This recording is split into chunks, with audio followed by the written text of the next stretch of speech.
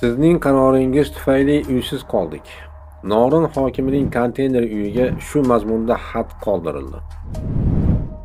Xabarga ko'ra, hokimga qoldirilgan xat muallifi Salima Qo'ldosheva tuman rahbarining noto'g'ri qarori sabab oila uysiz qolganini, ukasi hamon vatansiz qolganini yozgan.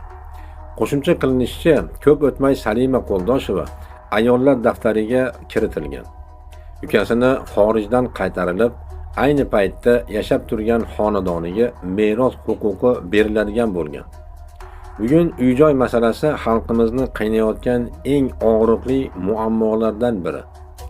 Ma'lumki, xalqimiz avvaldan keng hovli joylarda yashashga ko'nikib qolgan.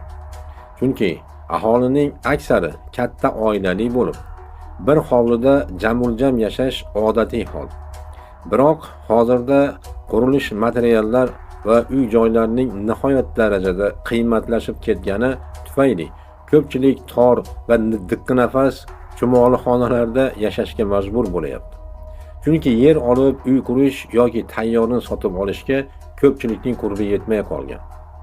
Shuning uchun odamlar noiloj uy-joylarni riboli ipoteka kreditlari orqali olishga majbur bo'layapti. Tabiiyki, kreditni to'lash uchun ham tuzukroq daromad topish kerak. Daromadi yo'qlar noiloj arzon ijara uylarda yashashdan boshqa chora topisholmaydi.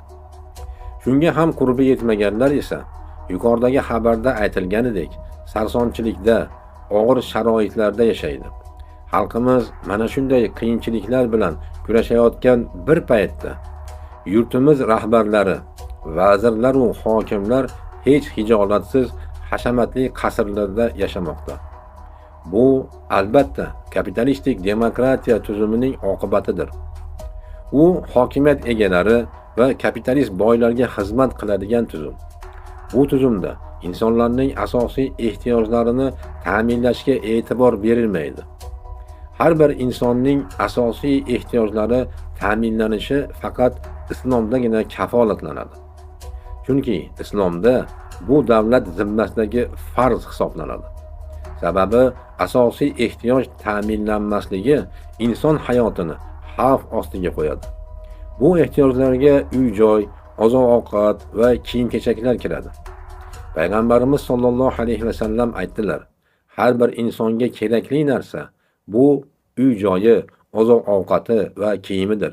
Agar bunda qoniqsa, u baxtlidir.